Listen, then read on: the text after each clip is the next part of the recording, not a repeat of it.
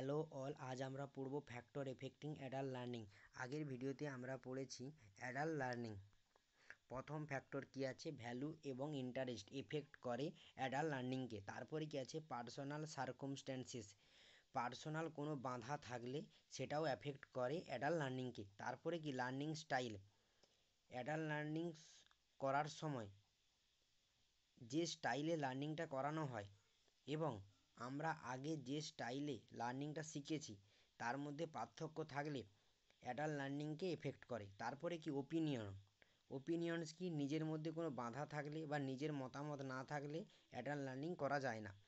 তারপরে কি আছে, এডুকেশান ব্যাকগ্রাউন্ড অনেকটা পরিমাণে এফেক্ট করে। তারপরে কি জেন্ডার এবং এজ, জেন্ডার কি, মেয়ে বা ছেলে বা এজ বয়স যদি বেড়ে যায় অ্যাডাল্ট লার্নিং করার জন্য অনেকটাই অসুবিধা হয়। তারপরে কি ফিজিওলজিক্যাল কন্ডিশান, যেখানে অ্যাডাল্ট লার্নিং করা হবে সেটা বাড়ি থেকে অনেকটাই দূরত্ব থাকলে ফিজিওলজিক্যাল কন্ডিশান অর্থাৎ ফিজিওলজিক্যাল প্রবলেম হয়, এর ফলে অ্যাডাল্ট লার্নিংকে এফেক্ট করে। তারপরে কি ওয়ার্কিং এক্সপিরিয়েন্সও এফেক্ট ঘটায় অ্যাডাল্ট লার্নিংকে। তারপরে কি অ্যাপটিটিউড, নিজের ইচ্ছা থাকলে বা না থাকলে পুরোটাই নির্ভর করে অ্যাডাল্ট লার্নিংয়ের ওপর। তারপরে কি মোটিভেশন, বাড়ি থেকে মোটিভেশন না পেলে বা নিজের মোটিভেশন না তৈরি হলে অ্যাডাল্ট লার্নিং করা যায় না।